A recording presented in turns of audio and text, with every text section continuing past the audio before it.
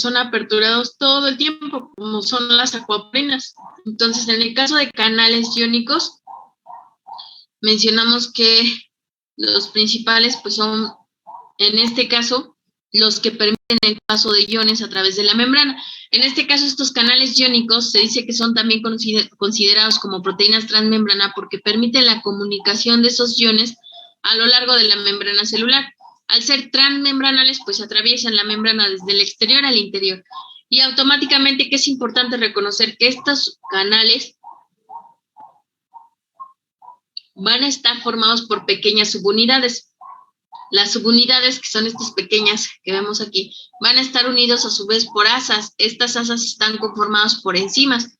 Y te dice, básicamente, las subunidades que conforman un canal están generadas o formadas por aminoácidos. Los aminoácidos que principalmente participan son serina, leucina, que al formar una hélice, pues conforman algo que se conoce como alfa hélice, y a su vez esa alfa hélice forma lo que conocemos como subunidades o segmentos. Y se dice que de 4 a 6 segmentos son los que forman a un canal. Automáticamente cada segmento se conoce como S1 y así, hasta el S6. Se dice que S por lo de subunidad, y automáticamente cada uno de estos tubos que van a dar forma al canal, pues son las famosas subunidades. Si se dan cuenta ya en una imagen 3D, pues automáticamente la unión de estos canales, de estas subunidades, va a dar la forma que adquiere el canal. Ahora, de estos canales que estamos viendo en pantalla, que es un canal iónico, es importante recordarte que cada subunidad provee de características específicas al canal. ¿Qué características? El diámetro del poro del canal, la carga del canal, la afinidad que tenga por ion específico. Y automáticamente mencionamos, estos poros que tienen los canales, que sería la apertura del canal, tienen que tener características selectivas. ¿Por qué? Porque se dice que el poro está única y exclusivamente diseñado para un ion específico. ¿Respecto a qué? Respecto al diámetro. Si habláramos, por ejemplo, de un ion cloro que quiere entrar a un canal de sodio, pues mencionamos que el cloro dobletea el diámetro de las moléculas de sodio, ¿no? Por ejemplo.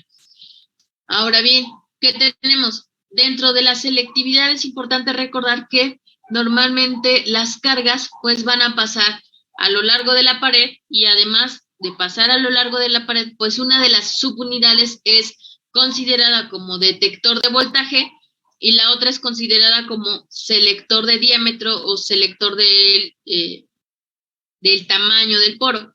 ¿Por qué? Porque se menciona que al estar formando varias subunidades un canal, pues cada subunidad tiene una función específica. Entonces vamos a tener a un sensor de voltaje y a un sensor del poro. En el caso del sensor de voltaje es principalmente S4, que automáticamente la S4 es la que dice, ok, este canal tiene que ser única y exclusivamente para sustancias positivas. Y S5, que va a ser responsable de codificar el tamaño que debe tener el poro. Es decir, S5 dice, ok, tu tamaño tiene que ser para el sodio. Y entonces automáticamente el poro del canal se estrecha hasta tener única y exclusivamente el diámetro para el sodio. Por eso se menciona, es importante recordarte que la selectividad pues va a depender mucho de las subunidades que forman al canal. Porque de no tener esta especialización, pues los canales dejarían entrar a diestra y siniestra diferentes iones, y eso los sacaría de la parte de canales iónicos o selectivos.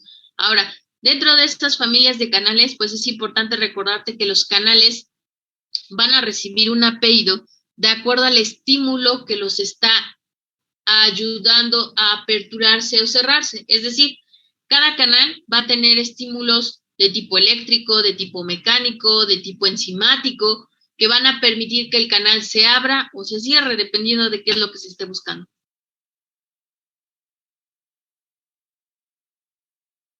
En este caso, cuando yo hablo de canales voltaje dependientes, quiere decir que el canal se va a aperturar cuando nosotros tenemos un estímulo de tipo eléctrico. Si yo tengo un estímulo de tipo eléctrico, mencionamos que automáticamente van a ser canales voltaje dependiente.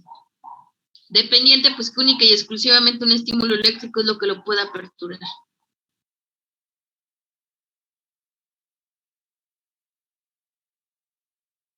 Hola, profesora. Disculpe, ¿me podría repetir de qué estaba conformada esta proteína? los canales, era leucina, serina y bueno, Leucina, serina y las asas son de enzimas. es que como en la imagen decía aminoácidos, ¿son esas? Sí, Gracias. aminoácidos, serina y leucina. Y además, las asas, que son estas las que unen a los diferentes segmentos, están conformados por enzimas. ¿Vale? Y eso es lo que permite que se dé la comunicación entre segmento y segmento para que puedan dar origen al canal. ¿Va que va? Ahora, de acuerdo a qué estímulo es el que pueda aperturar a cada uno de los canales, si hablamos de los canales voltaje dependientes, sería un estímulo de tipo eléctrico. Si hablamos de los canales mecanosensibles, se menciona que el principal estímulo que se les aplica para apertura es el estiramiento. Sin embargo, también tenemos presión y también tenemos vibración. Presión y vibración se mencionan que generan menos, que el efecto que generan también es de apertura en los canales, pero son poco comunes a diferencia del estiramiento. ¿Por qué? Porque todo tejido siempre pasa por algún cambio de longitud, y lo vemos, por ejemplo, en el músculo. Todo el tiempo estás haciendo algún tipo de movimiento y ese movimiento hace que se modifique la longitud del músculo y por ende un cambio de longitud en la membrana.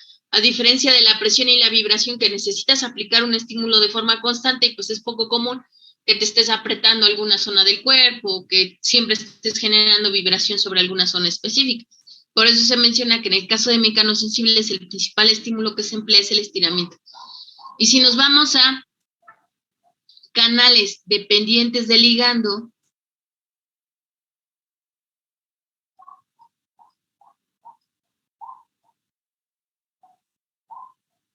en estos canales dependientes de ligando mencionamos que la palabra clave es que utilizan segundos mensajeros.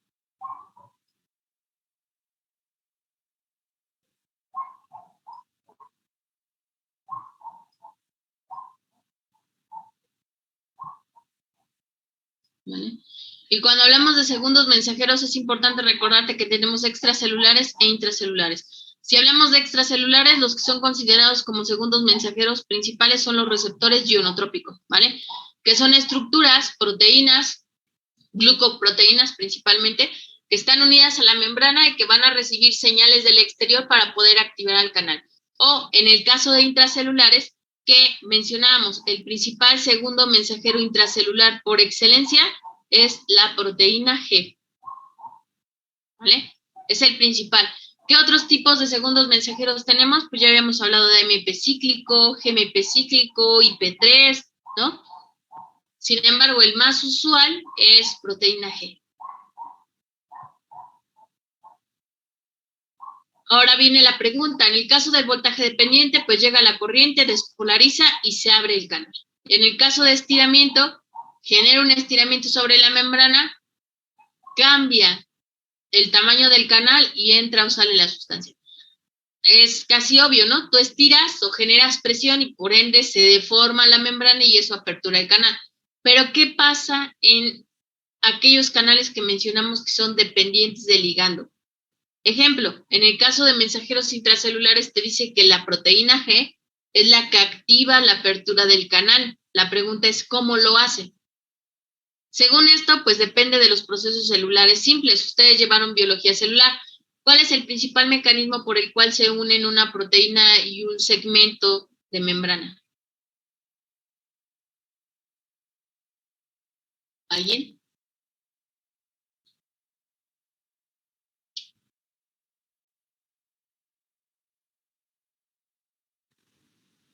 ¿El complejo enzima-sustrato? Complejo enzima-sustrato. Básicamente el complejo enzima-sustrato mencionamos que es algo que se conoce como proceso de hidrólisis, ¿no?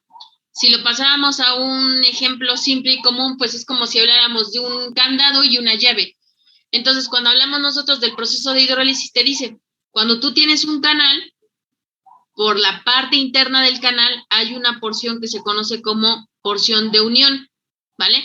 Y entonces, al llegar la proteína G, se dice que la porción del canal que se une a los segundos mensajeros tiene contacto con la proteína G y automáticamente hacen una fusión. Esa fusión se conoce como proceso de hidrólisis, ¿vale?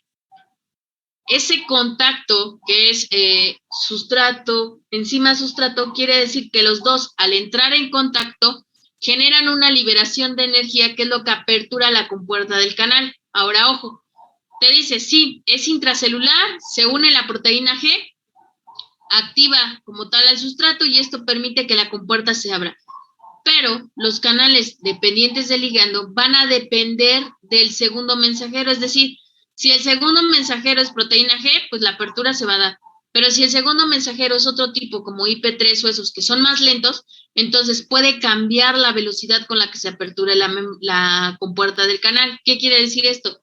Que de las 3 familias que tenemos, la más lenta es la de dependientes de ligandos. ¿Por qué? Porque primero necesita entrar en contacto la proteína G con el sitio activo del canal, así se le conoce. El sitio activo del canal es la zona donde se va a llegar a unir la proteína G. Una vez que encuentras el sitio, pues tienes que tener el contacto. Una vez que hay contacto, tiene que haber una hidrólisis, que es la fusión entre la proteína y la porción del canal. Ya que se da esa fusión, ahora sí, se apertura al canal. Y entonces se menciona, debido a que el segundo mensajero puede variar, es decir, puede ser proteína G, IP3, AMP cíclico, pues la velocidad de apertura de la compuerta del canal puede modificarse hacia una apertura muy lenta, ¿vale? Lo cual no se dice que está mal, va a depender mucho del tejido en donde se esté activando a los canales voltaje dependientes.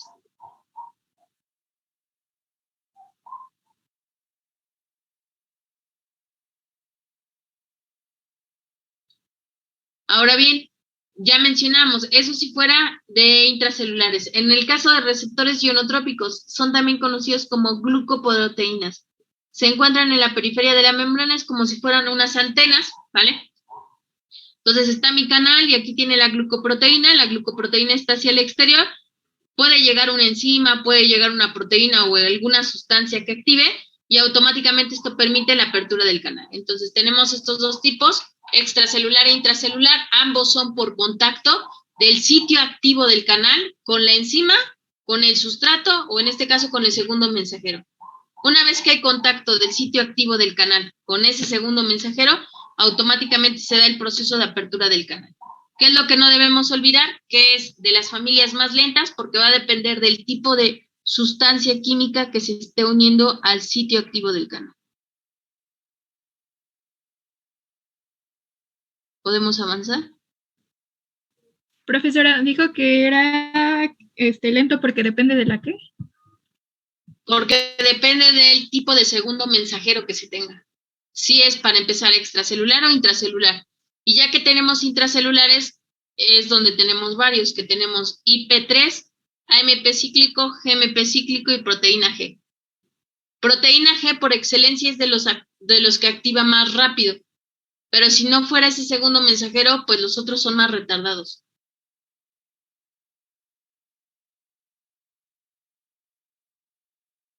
Gracias, profesora. Vale. Y finalmente los almacenes. Cuando hablamos de almacenes mencionamos que el único canal que siempre va a estar abierto y que es también conocido como almacén son las famosas acuaporinas. ¿Vale?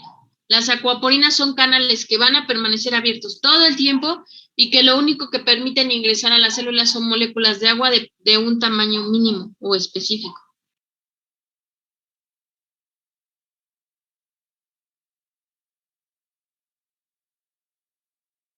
¿Podemos avanzar?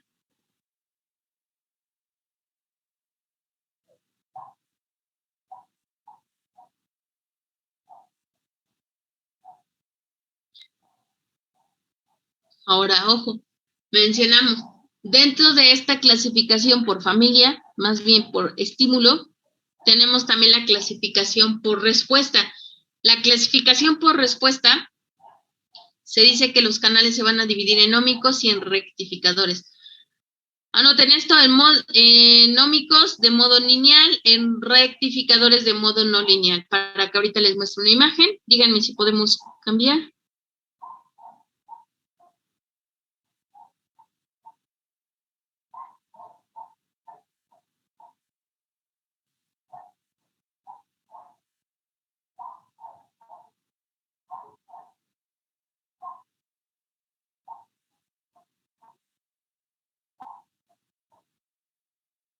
¿Ya podemos avanzar? Ya. Listo. ¿Qué pasa? Cuando hablamos de la clasificación por activación, te dice que vas a tener 2 ómicos y rectificadores. ¿Qué quiere decir? Que en base a la relación que tiene un canal con respecto a su corriente y a la velocidad con la que pasa esa corriente o con la que se despolariza la membrana, tenemos los que son ómicos, ¿vale? Y tenemos los que son no ómicos o rectificadores. ¿Qué pasa? En los ómicos te dice que van a generar una respuesta lineal. ¿Qué quiere decir? Que a la par que se aperturan los canales, la respuesta de corriente eléctrica va a ser directamente proporcional. Es decir, entre más canales se aperturen, más será la respuesta eléctrica que yo obtenga. A diferencia de los rectificadores te dicen, vas a tener una respuesta no lineal. ¿Por qué? Porque automáticamente si se apertura cierta cantidad de canales es cierta cantidad de corriente y así sucesivamente, de tal manera que vas a tener la mitad de canales aperturados por la mitad de corriente generada. ¿Por qué? Porque se dice que los canales rectificadores es cuando nosotros estamos hablando de los canales que se encuentran en corazón. ¿Por qué? En corazón ustedes saben que la corriente eléctrica tiene que ser constante, nunca para el corazón. Entonces te dice, la mitad de canales, en el caso de la rectificadora, está abierta y la otra mitad está cerrada. ¿Por qué? Como su nombre lo dice, rectificar. Tengo que trabajar a una mitad y poner a recuperación a la otra mitad. ¿Para qué? Para que a la par se vayan trabajando de forma simultánea y todo el tiempo esté trabajando el cardiomiocito. A diferencia de las ómicas, que se dice, todos los canales se aperturan, se genera una respuesta y todos los canales se cierran al mismo tiempo. Ejemplo, cuando tú vas a realizar algún movimiento, se activa la respuesta muscular, se genera el movimiento y te quedas descansando, ¿no?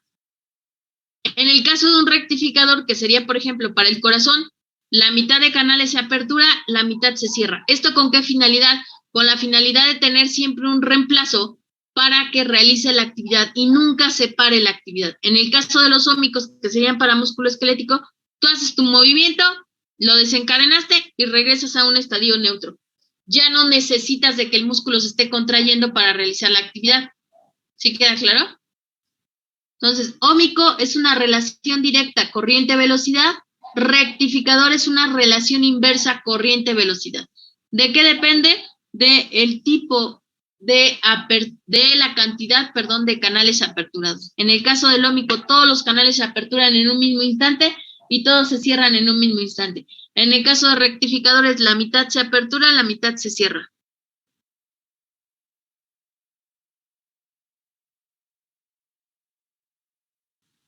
Profe, ¿le podría volver a repetir, por favor? Claro. En el caso de canales ómicos, la relación es directa, corriente-velocidad. Y por lo tanto quiere decir que la cantidad de canales que se apertura, la cantidad de canales va a ser la misma que se cierra. Se aperturan 100, se cierran 100, todos en un mismo instante, hasta que se vuelva a generar una respuesta o una solicitud de movimiento. Y en el caso de los rectificadores, es una relación indirecta de corriente-velocidad, corriente-voltaje, perdón. ¿Qué quiere decir? Que solo vamos a trabajar 50-50, 50 se activan, 50 se apagan. Y por lo tanto, la corriente y el voltaje nunca van a ir a la par. Pero vamos a evitar que se inhiba o se bloquee el movimiento.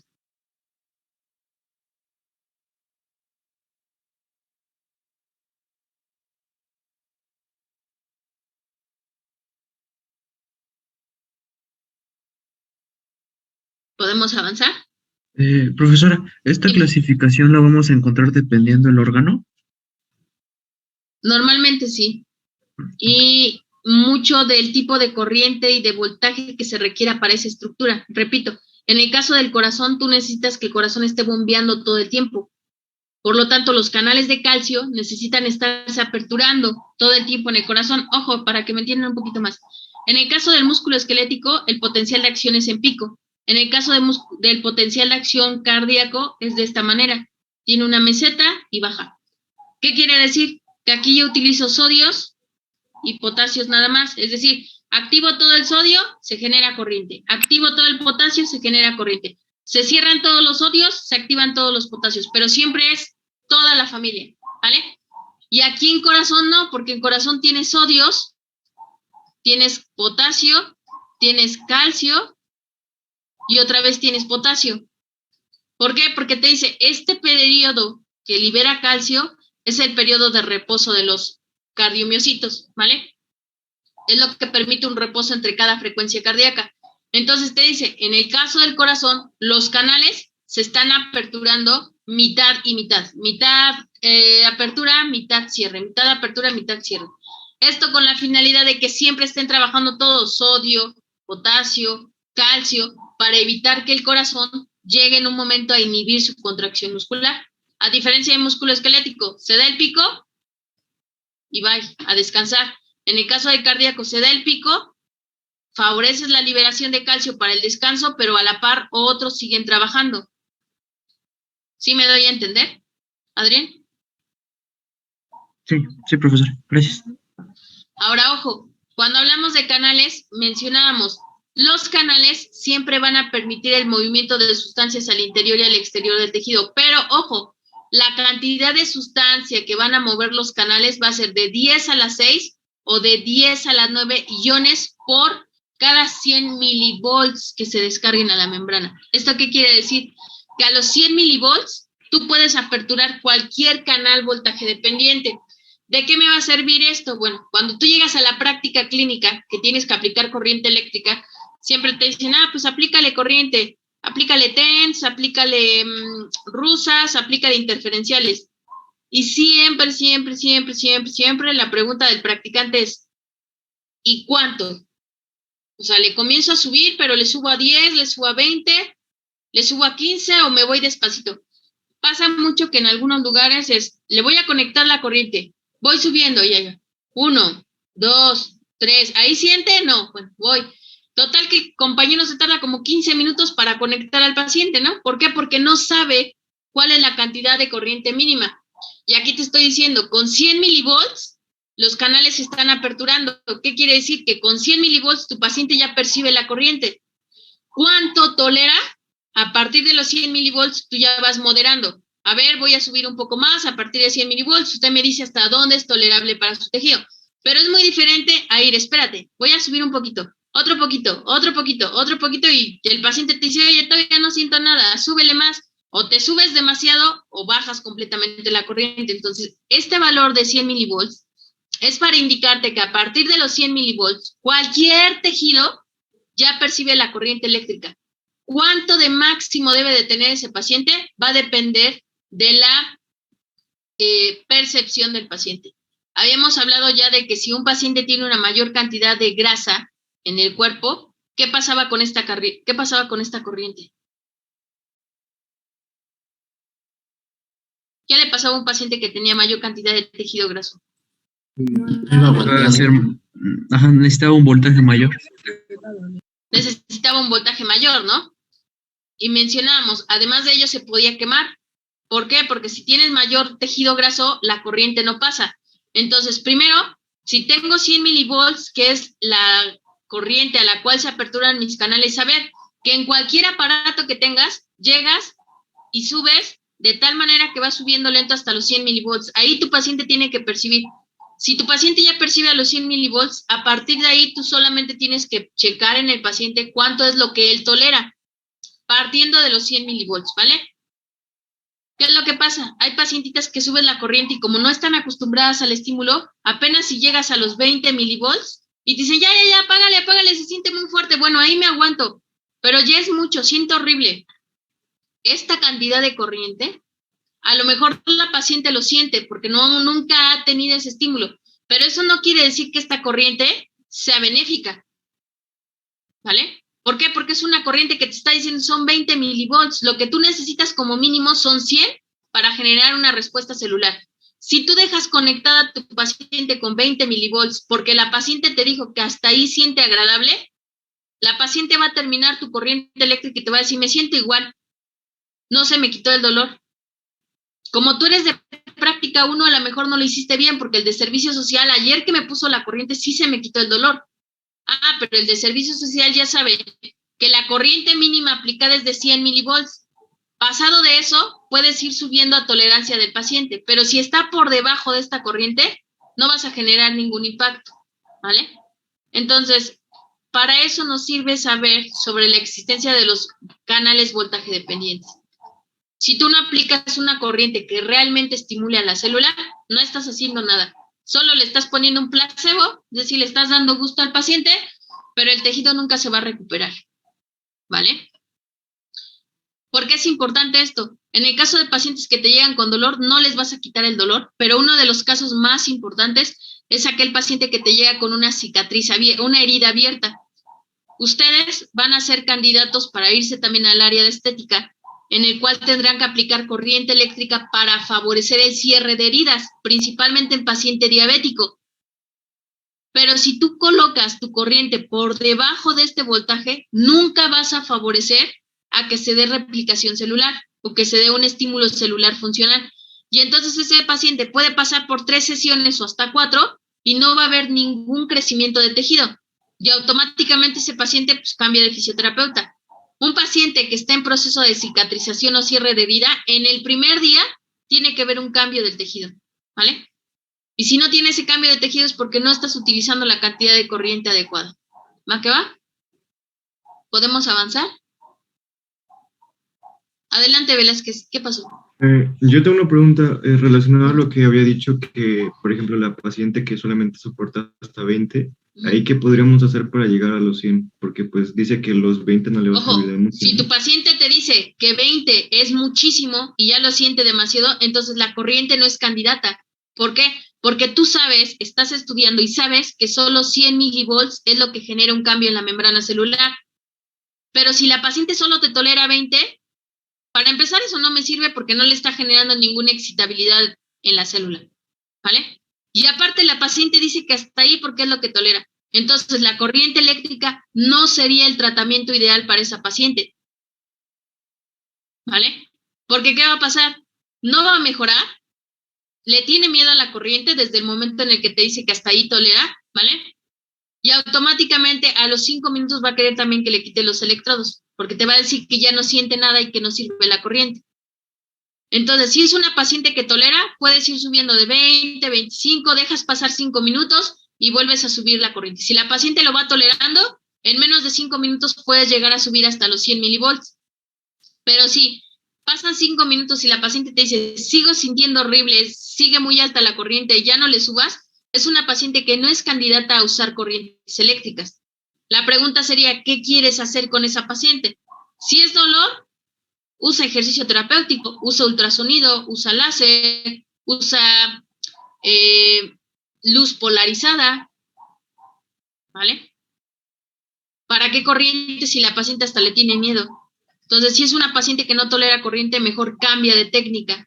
También están las ondas de choque, la punción seca, la facilitación neuromuscular. Si habláramos de dolor, por ejemplo, si habláramos de una paciente que tiene herida y que es un cierre de herida y que necesitamos sí o sí la corriente, las primeras sesiones me voy a quedar con 20. La primera sesión. La segunda sesión, ¿sabe qué? Voy a subir un poquito más, es para el cierre de su tejido, es para mejora de su tejido, vamos a subir un poquito más. ¿Lo tolera? Sí, lo tolero sin problema. ¿Podemos subir más? No, me da miedo. Vale. A la siguiente sesión voy aumentando. Pero ya le estás diciendo a la paciente que necesita subir hasta cierta cantidad de corriente para obtener resultados. Si la paciente no deja que subamos hasta los 100 en las primeras sesiones, la paciente tiene que ser consciente de que la tolerancia que ella tiene va a influir en la respuesta de su tejido. Es decir, si no hay una recuperación inmediata, ella tiene que saber que es también porque ella no está tolerando la corriente, ¿vale? Entonces, la recuperación se va a dar, pero se va a dar de una forma progresiva y lenta. Mientras tú le hagas conocimiento al paciente de lo que está sucediendo y por qué la recuperación no va al 100%, el paciente es consciente y te lo dice, ¿sabes qué? Súbele un poco más. No quiero ver, pero tú súbele. No me digas que llegaste a los 100, tú súbele. Si siento algo feo o así, yo te digo y ya está, ¿vale? Son como técnicas que vas a ir mirando tú mismo con tu paciente. Aquí lo importante es saber cuándo yo estoy estimulando una membrana celular y cuándo sí tiene efecto. Repito, ustedes van a hacer práctica con muchas otras universidades Y es muy chistoso porque los chicos de otras universidades, seamos sinceros, si son de paga, más si son de paga, llegan con muchísimas certificaciones. El problema es que no saben para qué la certificación.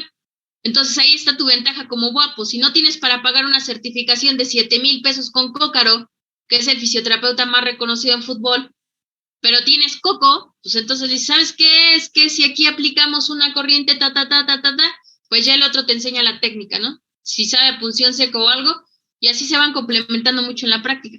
Pero algo que es muy común es que los guapos son siempre los que llevan como la batuta en los pacientes. Y siempre vas a ver en una práctica clínica un guapo con alguna otra universidad. Andan hasta en parejitas, se andan complementando.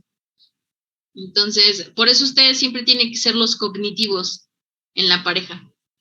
Ahora, hablando de cosas selectivas, cuando hablamos nosotros de los canales voltaje dependientes, es importante que recuerdes que tenemos selectividad. ¿Qué quiere decir? Que los canales están única y exclusivamente diseñados para un ion específico. Hay excepciones. ¿Cuáles son esas excepciones? El sodio y el potasio. Cuando nosotros hablamos del potasio, te dice que cada que entra al canal 100 y hasta 1000 partículas de potasio, se te puede permear una de sodio. O bien, cada que entren al canal 11 o 20 partículas de sodio, puede permearse una de potasio. Esta es la única excepción que tenemos, porque mencionábamos, el sodio y el potasio, los diámetros que tienen son casi similares. Por lo tanto, al ser positivos y al tener un diámetro casi parecido, parcialmente hablando, pues se puede infiltrar un potasio en un canal de sodio y viceversa. No así una molécula, por ejemplo, de calcio, que el calcio se dice que a pesar de ser positiva tiene el doble de diámetro de un sodio, por ejemplo. Ahí para nada te lo pasaría el canal. Pero si hablamos de que el canal deja entrar varias moléculas en un solo instante, pues entre esas varias moléculas se puede colar una de sodio en un canal de potasio o una molécula de potasio en un canal de sodio, ¿vale? Y entonces mencionamos, importante recordarte, cuando hablamos nosotros de los canales operados por ligando, es importante reconocer que... Perdón. Salud, profe. Gracias. Es importante reconocer que vamos a tener a... Voy a meter a tu compañera, espérame. Ya está. Es importante reconocer que son las familias que se aperturan más lentamente, es decir, independientemente de que ya tenga el segundo mensajero, si estas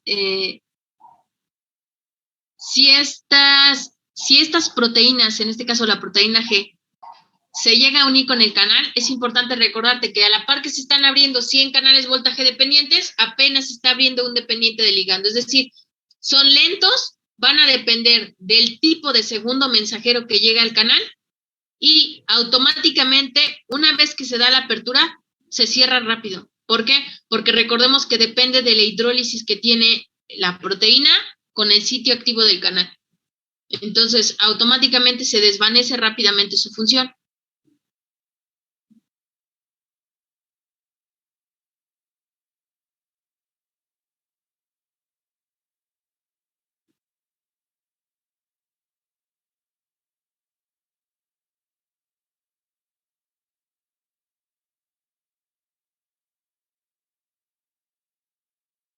Y entonces mencionamos, ojo, después de la activación por familias, por activación por estímulo, activación por acción, que son ómicos y refractarios, vamos a tener las funciones de un canal. Cuando hablamos de función de un canal, tenemos apertura, cierre y bloqueo.